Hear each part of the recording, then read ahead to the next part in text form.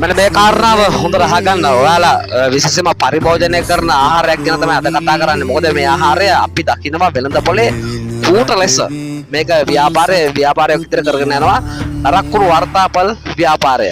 මේක පොඩිවට හිතන්න එපා මේක ලොකු ප්‍රශ්නයක්. මොකද්ද කට්ටල කියලා බිස්නස් එකක් කරනවා නරක්කුණු පැත්ත කපලා ඊටු ටික විකුණනවා. මේක මහ ජනතාවට විකුණනවා නැත්නම් මහ පරිමාණ සුළු පරිමාණ හොටෙල් ශේෂ්ඨයේ ඉන්න හොටෙල් වල උදවියට මේක විකුණනවා. ඊට පස්සේ මොකද කරන්නේ? ඒ උදවියේ නරක්කුණු වර්තාපල් කැපිච්ච කට්ටල කපල ඉවරලා ආහාර වශයෙන් හදලා වෙළඳ පොළට නිකුත් කරනවා. ඕක තමයි කතාව. මේකේ හොඳ පැත්තද තියෙන්නේ නරක පැත්තද තියෙන්නේ.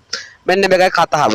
ඒ හින්දා මේ කාරණාව පොඩි කාරණාවක් කියලා හිතන්න එපා. නරකුණු වර්තාපල් නරකුණු පැත්ත කපලා විකුණන එක ඒක දක්ෂ වෙළඳ ගමක් නෙවෙයි. මිනිස් ජීවිතත් එක්ක සෙල්ලම් කරන ක්‍රියාවලියක්. විද්‍යාත්මකව ගත්තම වර්තාපල් නරක වෙද්දී බැක්ටීරියා, ෆංගස් වැනි විෂ රසායනික ද්‍රව්‍ය මේකේ අන්තර්ගත වෙලා තියෙනවා. පිටින් පෙනෙන්නේ නැහැ. පිටින් පෙනෙන්නේ නැති වුණාට සම්පූර්ණ අලගඩිය පුරාවටම මේක විහිදිලා තියෙන්නේ.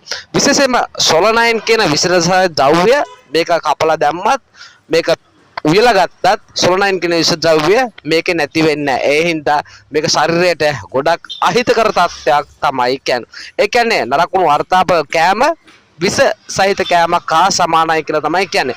දණ්ඩ නීති සංග්‍රහයේ වගන්ති තියෙනවා මේ පිළිබඳව ක්‍රියා කරන්න ශරීරයට අහිතකර බව දැනගෙන විකුණන ආහාර අපරාධයක්. ඒ හින්දා දණ්ඩ නීති සංග්‍රහයෙන් මේ ව්‍යාපාරය කරගෙන යනවා නම් කවුරු හරි මේක අපරාධමය වරදක්. මොකද මිනිස්සෙක් වර්ණයට උනත් මේකෙන් පත් වෙන්න පුළුවන්. ඒ හින්දා කූට වෙළඳාමක් කරනවා නම් දැන් ඔයා ඒ කටයුත්ත නතර කරන්න. ඒකට අමතරව ආහාර පනත යටතේ නරකුණු සහ දූෂණයට ලක්වුණු ආහාර විකිණීම, තබා ගැනීම, ප්‍රවාහනය මේ ක්‍රියාවලිය සම්පූර්ණයෙන්ම නීති විරෝධී. එහෙනම් හිතන්න ඕනේ මුදලාලිලා කළුගඩ මුදලාලිලා ඔබ ලාභයක් හොයද්දී කෙනෙක් රෝහලට යවනවද නැත්නම් මහ ජනතාව පාරිභෝගිකයා මැරෙන්න අරිනවද? මතක තියාගන්න නරකුණු වර්තාපල් කපලා විකුණන එක වැරදි ක්‍රමයක්. හරි ක්‍රමය තමයි නරකුණු වර්තාපල් සම්පූර්ණයෙන්ම ඉවත් කරන්න, විනාශ කරන්න නීතිය තියෙනවා. විද්‍යාවත් වෙනවා මේ කතන්දරය ඇතුලේ. දැන් තීරණය තියෙන්නේ කූට වෙළඳුරි ඔබ සතුවයි.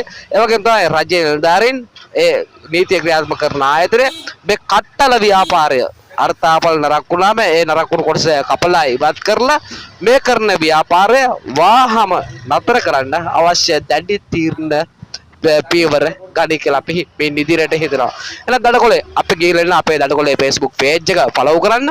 ඒ වගේම දඩකොලේ YouTube නාලිකාව subscribe කරලා තියාගන්න. දඩකොලේ TikTok එකත්